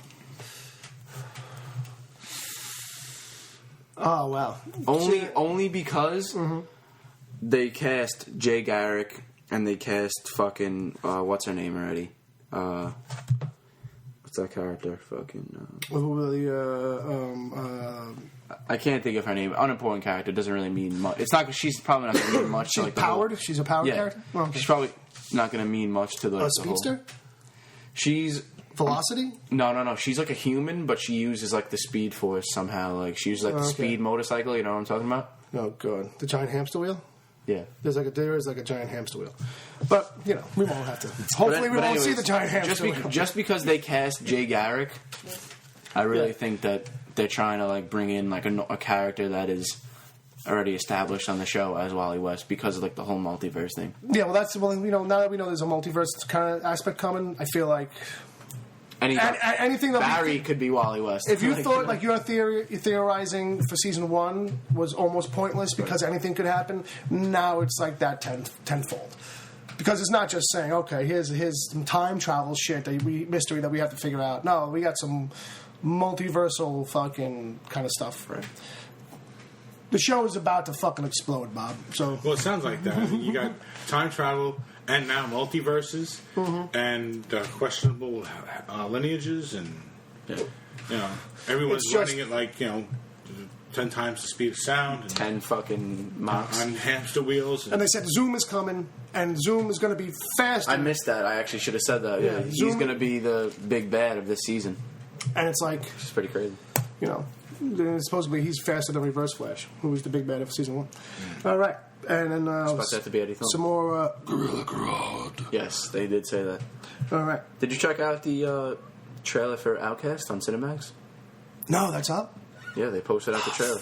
No, I didn't check it out. Yeah. But I will check it out, and if I can find it, I will put it on the Facebook page at facebook.com/WickedDay. All right. So, Walking Dead. Walking Dead. So, there are so many dead walking that they need to make another show of more dead walking. That's what they should have called it. More dead walking. More dead people walking. No, there's more dead walking. There's grammatic to it. So, dead walking. So we got 2 trailers out of that, one for each show. Before we break that down, I just want to say that both of these premieres are going to be 90 minutes each, which is awesome. Fear the Walking Dead, the new show, is going to start August 23rd. And then regular Walking Dead, or Walking Dead Full Flavor, is gonna be premiering in October. I'm waiting for people to start just calling it The and Fear. Which Walking Dead? The. Yeah. The Walking Dead. Oh, yeah, right. Okay. You talking about Fear? Walking Dead or The Walking Dead? So, I can't wait for that episode of Fear tonight. Yeah, that's what I'm saying. Should have called it More. More. But just quick fucking... Fear the Walking Dead looks great. Looks better than I thought it was going to. Yeah, it actually does look good. Bob is That's not coming from somebody that isn't really a zombie. inside the zombie. I'm not into the zombie thing at all, and it looks like it's got potential to be really, really good. My only thing with the show overall is actually a protracted kind of an issue. It's further down the pike, but it's like, Walking Dead has one kind of feeling because it takes place further down the line of the outbreak. Fear the Walking Dead takes place at the beginning of the outbreak. Mm-hmm. Conceivably, 3 seasons in, Fear the Walking Dead should start to feel like the regular Walking Dead. So maybe they have a shorter plan for Fear, because here's a reason to have a shorter plan besides that, is because also, too, you should probably expect a little bit of burnout from the fan base eventually. Yeah. Like Fear the Walking Dead, even unless it becomes the superior show to the other one, which will just come down to cast and shit like that. I would expect it to kind of fizzle out its fan base and burn through that kind of shit. Yeah. Relatively speaking, from history, it's a loose. I agree with pretty much everything you're saying. The only thing I would point out is that if the writers are looking at an initial period of an outbreak as a period of time, right, and then they say, okay, well, we can just write our stories based on this period of time, and since it's let's call it a 2-year period, there's 730 days in that 2-year period. Right. So we could technically have 730 episodes in that 2-year period. Depends on how tight they want to write it. Right. Sure. So, I mean, obviously, you got to imagine a lot of different things going on with a lot of different people to do something like that. Right. And how do you not make it tedious? Because other shows have tried to do that, where it's like we stick on a day-to-day-to-day kind of timeline, and it gets a little too...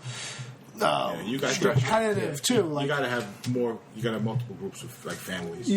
And go between them, and maybe not necessarily touch on each one every week. Well, I just hope their plan for like a long-term goal with this show is that it's really only going to reach 3 seasons, 4 seasons. Well, because here's the thing. Because I think because it's a spin-off, and like that's what it is. I don't care if it's better or worse than the regular Walking Dead. Yeah, it's a spin-off, and it shouldn't outplay the regular show, and it shouldn't fucking, you know... Yeah, well, that's the thing you wouldn't necessarily want. You wouldn't want it to be... to outdo the original, especially if you're Robert Kirkman, because chances are... That's his baby. Well, the original is his baby. Yeah. But, you know, if... You would think initially, like, well, what would he care? Probably either one of those shows becoming a greater success than the other. This show is probably much more AMC's thing than his. Exactly. It's like, I'm sure his checks are a little different. Yeah. You know what I mean? Well, again, who knows? But let's remember this, too, that, you know, the original show has got to be winding down with people, you know. So how do you maintain? It keeps growing. It keeps growing, man. The ratings keep growing. Really, at this point, because it's been on. Are you talking about characters or fan base? My thinking is that it might hit that soon, though. Right. As someone who works for the studio, they say, okay, well, you've got this much of a plan for your show, so many years, right? And now we're like, let's say it's a 6-year plan. Now we're year 4, whatever it really is. Right. All right. Okay. So now. We're in year 3. We're looking at year 4. Okay, well, you know what? You're getting ready to tie things down and finish things up in one show, but this is still going on. Right. So what can we do? What can we start maybe while this is in year 4 or maybe 5 to like keep people interested in the franchise and continue this zombie roller coaster that we're on? Right. I think so. While the main show might die off on its own, this could keep going. Right. And this would be the thing people latch onto. I'm sure that's the overall plan, too. Yeah.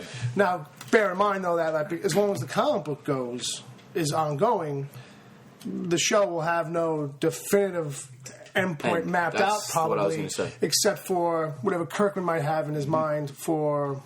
However, maybe like, you know, Rick and Carl might meet their end, if ever. The 2 main characters at this point. You know, it's like that's probably the only real end game he's got in his head. Because I look at it like this, too, with the series. I feel like Walking Dead, like the comic book could keep going on forever after the show wraps anyway, because of the nature of how it's written. So will it be a thing that, like...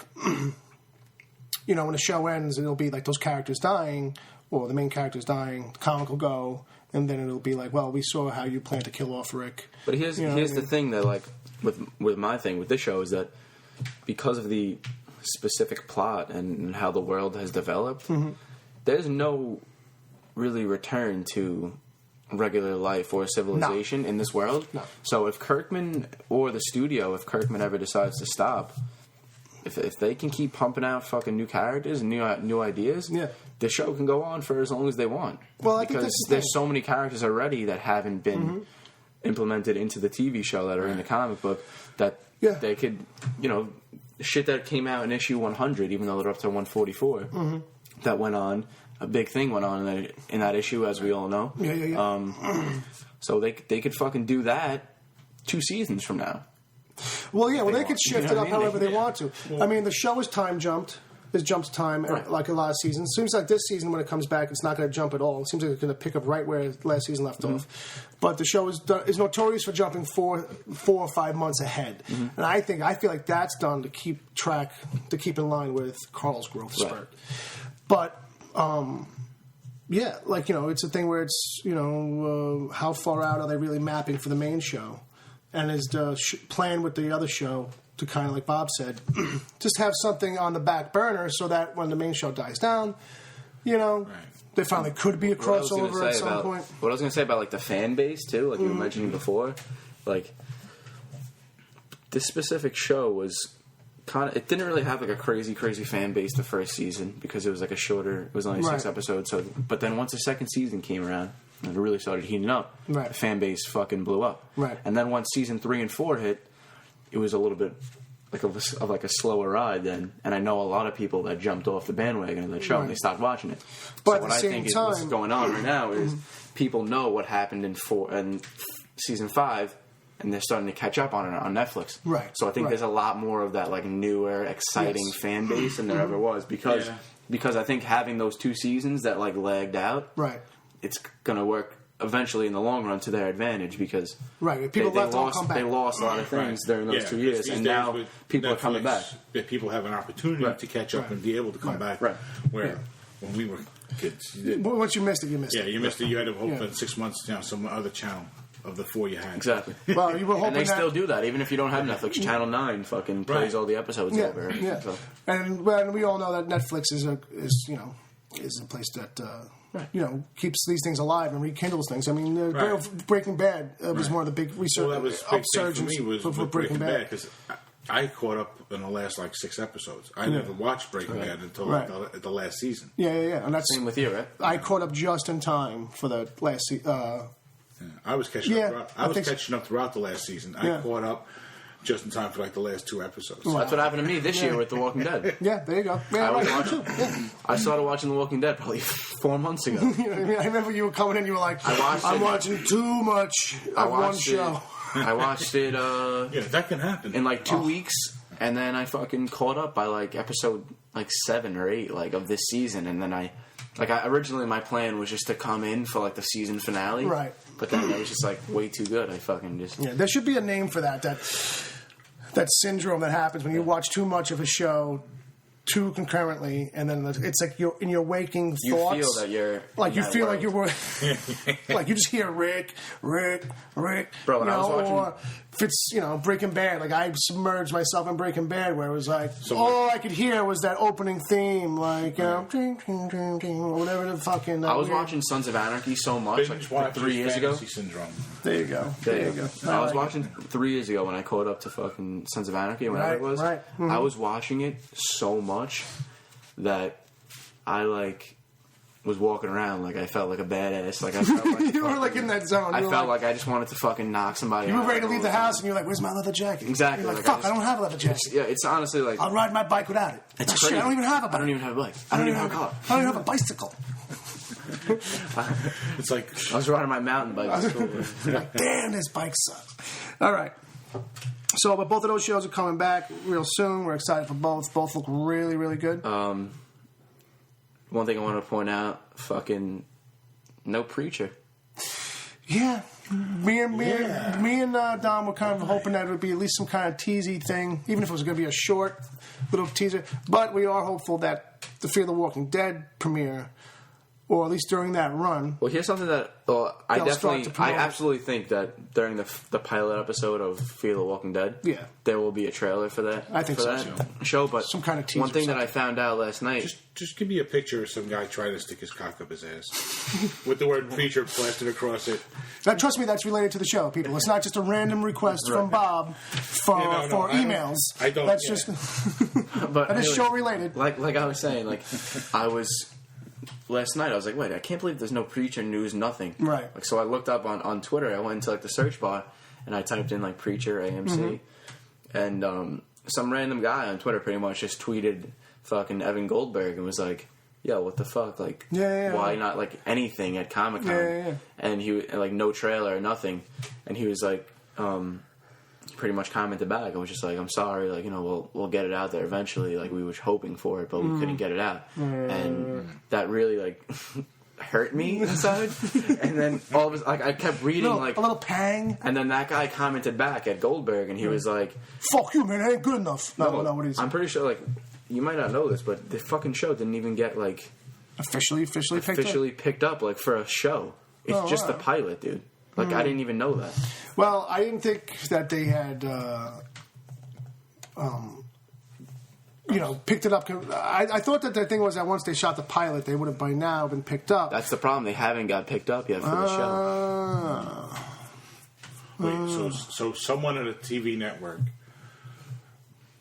read The Preacher, or at least the storyline, right, and didn't immediately say, "Okay, let's go through the whole entire thing." I mean, it's just bothered my mind. Well, don't get me wrong. Like, it's definitely so good. I think Vangting at that studio, they're definitely known for saying, "Okay, yes," to 6 episodes off the bat with maybe just a script handed in. But that comes from the creative team that are presenting it. So now with this, it's an untested kind of creative team. You got Seth, you got Evan. These guys are, and the material doesn't matter because you could tell me you're bringing me fucking War and Peace, but it depends on who's bringing me War and Peace. So if you bring me War and Peace, the series, I'm still going to say make episode 1. Right. We'll see how episode 1 looks, and then we'll give you the go ahead. Granted, that's old school a little bit, but. I am kind of surprised, too, because AMC seemed like the kind of network that was like, when they're really sure, they're really fucking sure. And I thought that this show had that kind of an opening already. I thought it was kind of like, you're pretty much guaranteed a full season or a 6-episode season on this, as long as that pilot. I thought it was going to be a quick green light after the pilot. I assume the same, and it's just like, I mean, obviously everyone that's listening to the show, both of you guys know that how much I love Preacher and shit, but I fucking really don't know. Like, I wouldn't blame a studio for not wanting to. No, for being nervous, absolutely. For that show, it's just such a racy fucking book, man. Like, that's all it comes down to. Like, it's just so fucked up sometimes that it's like we might just end up. Well, I could also see how being a book. I could also see how a studio. We're getting the pilot no matter what, but. It might get canceled, but we may never make it. You have a point. I just think of the saying, "Fortune favors the bold." Well, there's that. There's absolutely that. Yeah. But I got a feeling too with a show like this, you might bring in episode 1, and all of a sudden, the guys who were all saying "yeah" were like, "Oh, okay, wait a minute, okay." Can we look at the outline for the rest of the season again real quick and just make sure what we're agreeing to here? Like, you know what I mean? Right. Because all of a sudden that things start to crystallize and become visual. And it's certain things on a page are not, okay, that sounds crazy good. But then you see it and it's like, oh. Yeah. Well, I really thought that this was going to be a show officially because of the actors they were bringing in. Yeah, they were bringing some talent. There was not one person cast for the Preacher show that they announced that I had never seen before. Right. They were bringing in good talent. Every single person that was cast as a recurring character was a proven talent. Like people that like Dominic Cooper has been fucking. He's huge right now. He's like in a lot of shit. You know what I mean? He's Grandpa Stark. I know we're in a pilot, but they didn't do Arsface, right? Not for a pilot. No, he's in there. He's like one of the main characters in the pilot. Well, one of the things they've done is they've shifted the storyline around a little bit, so that we're touching a lot of base in the first episode. I think for a lot of characters. The first set photo leaked was Jesse and Arsface sitting in Arsface's room. So that's something that never happened. And it's like, you really can't see Art's face. He's got his head kind of turned, and Jesse's kind of backlit a little bit. So it's a perfect picture to put out for a tease in that regard. Right. But you can tell that's obviously Art's face's room. To me, at first I was like, I can't tell if he's actually had his deformity happen already or not. Like, you know what I mean? But he pointed out, no, you got to look real close. You can see, like, I zoomed in on it. And I was like, okay. Because Art's face was the first character cast. He was the first announcement. And it's a total, and the bedroom was a total obsessed with 90s grunge kind of kid. Has to be. Well, it wasn't actually. It wasn't 90s. I mean, well, not 90s per se, but it was like it was a rock. Yeah. Right. That's. I didn't mean to like blow you up. No, on that, but you're right though. That's one of the things that like really set me off about it. So I guess if they're changing the timeline, they got to change the fact that he blew his brains out for Kurt Cobain. Right. That's what I was going to say. Well, that's the thing. Like, I don't know necessarily. Like, that could still be the inspiration to a degree. It's just not as timely. Because he had like a White Stripes thing up. Like Jack White. It was all very modern and everything. So it's like that's why the I motivation. Knew it wasn't gonna be 90s shit. I think the motivation will be the same. They might actually distance it from the Kurt thing and make it so obvious and overt that it's a Kurt Cobain callback. To actually kind of. Make it not feel as goofy, maybe even too. They could make him obsessed with Nirvana, like find it and become instantly obsessed, and then when he finds out, well, why doesn't this band make music anymore? The guy blew his brains out. What? No! Just much like any other kid who's just ignorant to the whole scene, doesn't really know. Well, anyway, we're off topic. Yes. But there's really not much left. I mean, All right, so also, I got a couple things. Ash versus the Evil Dead series. Bob was like, what? I saw it in the notes. I hadn't heard anything about it. So, yeah, the whole team is there. It's not, related to that remake that came out a year ago. But it's... Sam Raimi? Yeah, but this is Sam Raimi. Sam Raimi's full-on involved. It's 10 episodes, half hour each, on Starz. Okay. And I watched the trailer. And it That's right, I did hear that. it is goofy, and it's gory, as it should be. And it feels like it is perfectly in the right wheelhouse. Right. It's Sam, it's think Campbell, it's Bruce Campbell. Bruce Campbell, right. And they're and if that's the thing you like, you are going to love this, right. I think. And just in case anyone listening doesn't know, go look up these older Evil Dead movies, not the remakes, right. And Army of Darkness. Right.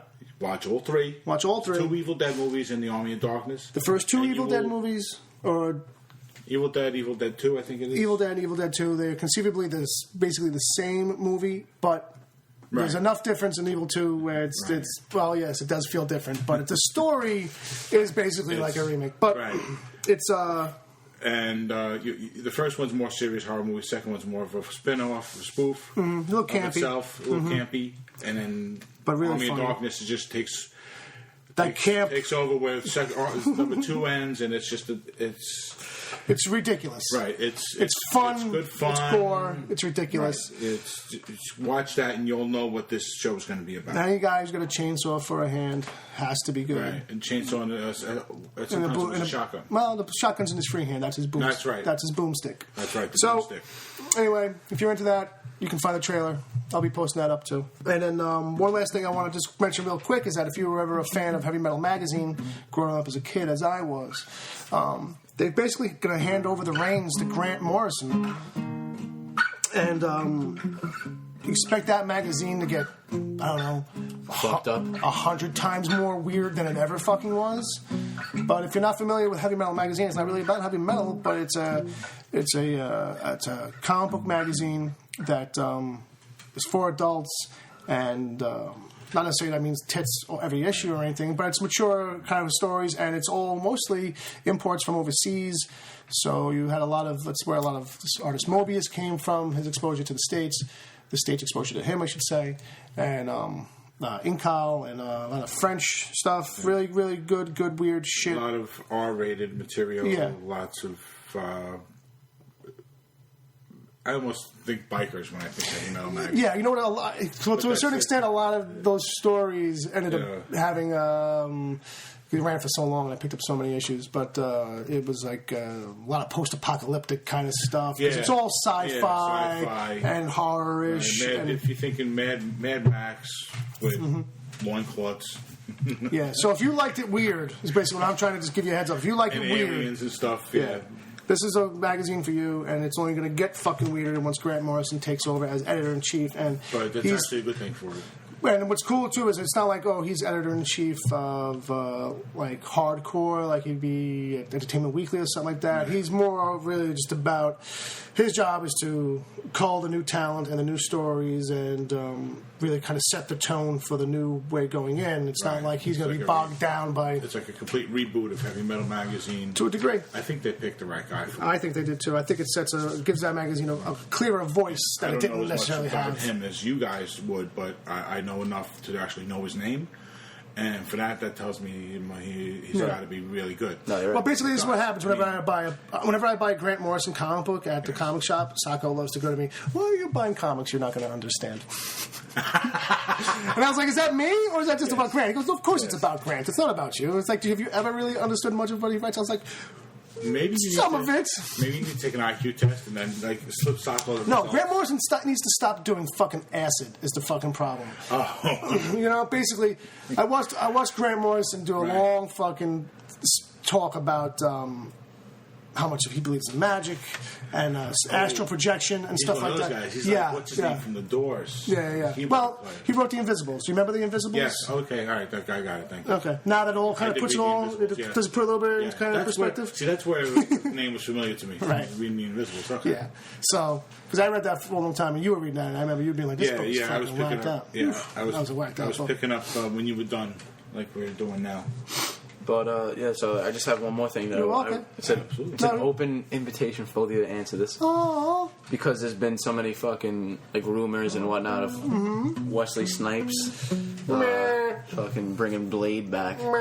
Where do you think he'll fit in if he does reprise the role? I don't think he's going to reprise the role. I don't think Marvel's going to fucking do it. I think it's him just mentioning that he had a conversation with them. And that's the rest of the world going, ooh. I think Wesley Snipes is like trying to make money now because he went for tax. He had that tax evasion. I will say this. He is on a TV show on NBC. I will say this. He's got a new show coming up, NBC. I've watched the trailer, and it looks pretty good for what it is. I'm sure that he's a pretty good actor, you know. But no, you're right. Oh, yeah, he's mentioning Blade because he sees an opportunity to make some serious money with Marvel, and that was his thing.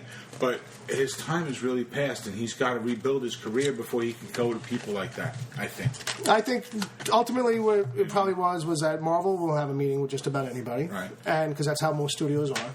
And they probably just kicked it around for a little while. And Marvel's got nothing planned in the pike for Blade. And they're actually relaunching the Blade comic book. It's going to be a female. So whether or not that's Blade's daughter or whatnot, it's still a mystery. No one knows. So maybe in the future, if a Blade project spins out of that or something else. Yeah, maybe he could be like pass the torch. It'll be like how Sam, what's his name, was the mentor in the Blade movies. Sam Morrison. Wherever he's I'm selling a ram now. Ram beef. It's what's for dinner. Beef. So I was just saying, I could see him maybe like blood. That's what's for dinner. Because he's like returning to TV now. I could kind of see him. No, there's definitely a resurgence for him. You know, maybe not being like in the movie universe, but I could definitely maybe see him like being a part of that whole fucking Netflix universe, like maybe them throwing that's up a thing for like Blade. a Netflix, that's definitely like a place Blade for Blade Netflix show, like and him running around with fucking Daredevil and Punisher now. You know what I mean? You know, a guest appearance for him in Blade wouldn't be bad. You know, a Blade appearance inside of a Doctor Strange movie would kind of make sense a little bit because that's starting to be Marvel's way into a lot of this real mystical and otherworldly shit now. Whether or not it'd be him is a whole different thing. But I hope. I don't even know if I would want him as Blade in the Marvel stuff. I'm not saying maybe him. I'm just talking about Blade, like as Blade in general would be cool to have back, and I think Wesley Snipes as an actor would be cool to have in the Marvel universe. I say give him something else to do. I say this is those Blade movies are come and gone, and he's a little older, and you know martial arts may not be as fluid as it used to be, but not because of that, but because he's older, we can have him play somebody else, somebody who might be an older character who's important for some other reason. Like, you know what I mean? I wouldn't mind having him around as a regular. On anything. I really hope. Why couldn't he be War Machine? I mean, I know we got somebody already. Yeah, but I mean, if Don was to step, Cheadle's a great actor, but if Don was to step aside, saying get rid of him, but like it was Terrence Howard first, right? You know, so if Don Cheadle was to say I'm tired, let's get fucking Wesley in there, or get somebody else, and then do a War Machine movie with this. Then give Wesley Snipes a starring role. Right. You know, he's proved that he can carry a movie, so. You know, if you want to work him to the universe, that's a good way of doing it. I'm sure. I'd have no problem with it. You know what I mean? I mean, I'm not. I don't think it's likely. Put Don Cheadle out of work. I would like to have his job. You know, I'd like to have the jobs he turns down. I'd like to have his account. I'll settle for being his pool boy. Yeah. Because that kid's probably getting paid more than I am. The Netflix universe, though, like, I really hope that a fucking Punisher show like spins out of this season of Daredevil. That would be a wait, man. It would be great to have, and I think it could. You know what I mean? But I think it'll be a wait. I just think because it's just the way that they have it. All production, all their timing on this stuff. Right. Yeah. I think unless it explodes, unless the Punisher explodes on Daredevil, and go through the roof when he's there and die when he's not. I think they won't do it right away. I think he'll blow up. The ratings might not go down when he leaves, but I think it'll definitely blow up. Yeah. And I think that Bernthal's like agenda now for like where he's going might not fit into like just doing a Netflix show. Well, keep this in mind. He's like finally starting to get into some big name movies and shit, so he might want to. Well, he's got time. Leave that alone. He's got time because it seems like the way that, and this is what I was going to before, is that like the way it's working out is like they did Daredevil season 1. They're starting and almost wrapped probably with Jessica Jones. They're starting Daredevil season 2. They haven't started any of the other Luke Cage or anything else. Luke Cage or Iron Fist yet. Supposedly Iron Fist is now actually being in this phase of breaking down the story stuff. And then once now, like that cycle has to cycle around. So it's like by the time Daredevil has a season 3, we'll probably be getting Iron Fist or Luke Cage.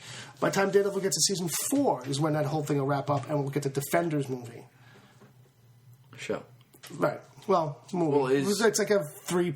Oh, is it? It's like a mini-series kind of thing. It's going to be shorter than a regular series. I would expect... and then after that, I think, is when a Punisher... Because that's, the cycle of this agreement. Like, I don't care what it is. I just hope it happens, Yeah, me too. I hope... I think it gives Bernthal plenty of time to do other things and then come back around.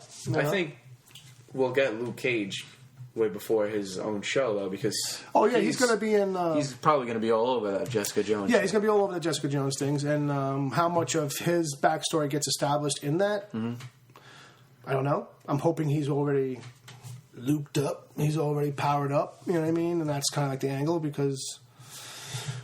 I mean, it depends on how they play it out. But I was always under the impression that, he does his time in prison, gets exposed to the project gives him his strength, he gets out of prison, and sometime later is when he runs into Jessica and they start their relationship. So I'm hoping that the show doesn't flip that around where Jessica and him know each other... Then he goes away. Then he gets his power. I mean, granted, that's kind of fine, too. It's just a deviation from the comics. Yeah. And it might actually work better, now that I think about it. It might actually work better as a show to kind of do it that way. It kind of gives you a cooler segue into him, into his own story. Maybe the first season will wrap up with him getting locked up. His season will start up with inside prison. And what happens with him there.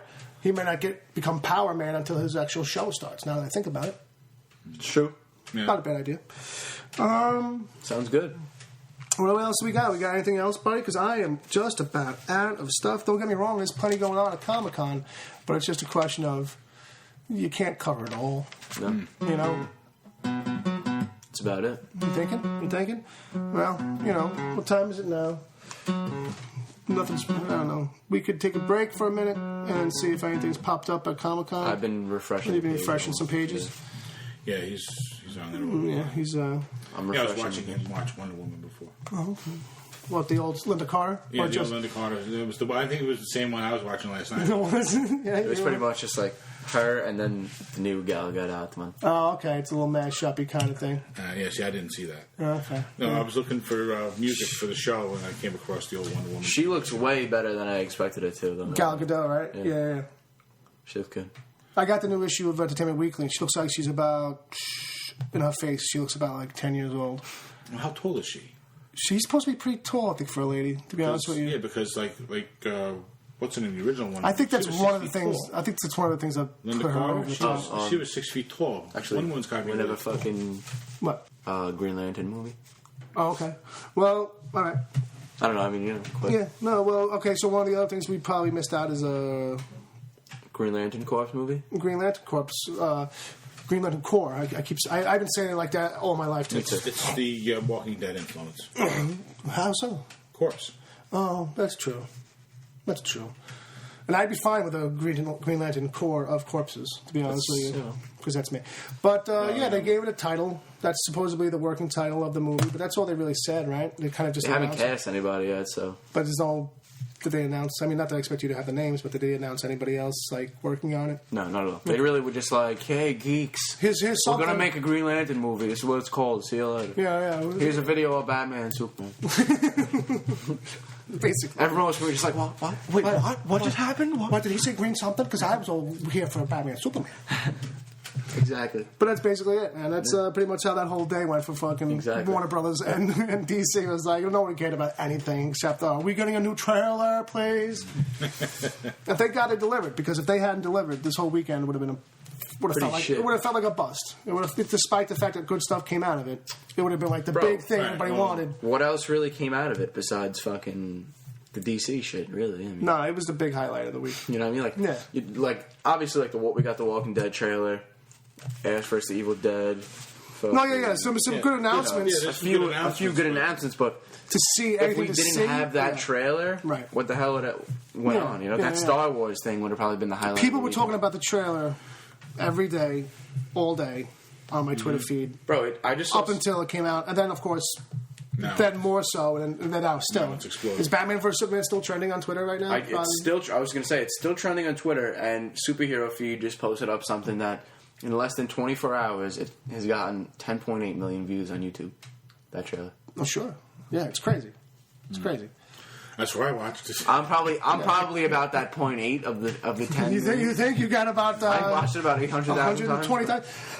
That's something that YouTube should track is how many times you watched a video. You know what I mean? Because it'll keep it in if you're logged in through your Google. Well, it might if you're logged in, but I don't really have any YouTube. You know what I mean? But it'll. Yeah, you do. You have a Gmail account. Oh, that's true. Because Google covers everything. Right. So if you use that when you go to YouTube, it'll actually hold your favorites and your watch history and a couple other little things. Convenient for guys like me and you that are constantly showing people stuff. Because it's like sometimes it's a pain in the ass to go find it, but you'll see me now. I'll go to my history and I'll be like, oh, it's the third video I watched, so it's sitting right there. It's rather than typing shit or trying to remember what the name of an actual video was, some random kitten fight. You just go into your browser history. Right. Yeah, kitten fights. I like kitten fights. Yeah.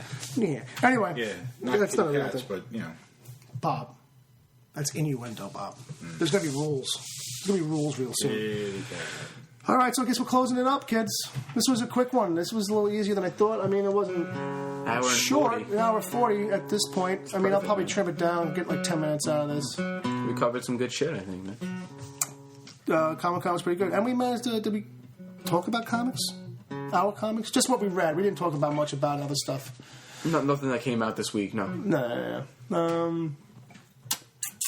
Walking Dead 144 was pretty good. It wasn't amazing. There was some buzz on it. If people want to go out and grab that real quick and just stick it in a box and save it, it's probably one of the issues that'll be worth like a couple bucks. Nothing earth-shattering. But it could down the line if... Depends on how the TV show plays out. But, you know... We spoke about Locke and Key. Make sure it's something good to read. Definitely pick it up. That's this week's recommendation. We'll do it like that. Is go pick up some Locke and Key. L-O-C-K-E. Right. And Key. Not and, but the N. Ampersand. He's a little monkey. And remember it because it's got an amp in it. There you go. Like guitar. See, everybody's got these little word associations. That's it. So, I'm going to shut the gate here. If you want to get a hold of us, contact us. You can do that with an email. And then you can send emails to podcast@wickedtheory.com. We'd love to get your nonsense, your questions. If you want to suggest things for that opening tag that I do at the beginning of the episode, send them all in, people. Send them. Send us something, please. You can follow Dom on Twitter at Dom_Torre, T-O-R-R-E. You can find me on Twitter at Wicked Theory. You probably know that's about it. That's about it. And then the show is on Libsyn, iTunes, Stitcher, TangentBoundNetwork.com. Now we're on TuneIn and the podcast, Libsyn's podcast source app. And then, so if you're looking for a way to listen to us besides, I guess, the way you're listening now, those are options. Check us out on check out the Wicked Theory Tumblr page. Check out the Facebook page. You can find all of that shit by going to wickedtheory.com. 531. And that's it. That's it. Dom, you want to say goodbye to the kids? All right, kids. Bye. Have fun at school. Bye. Have a good day. Bye.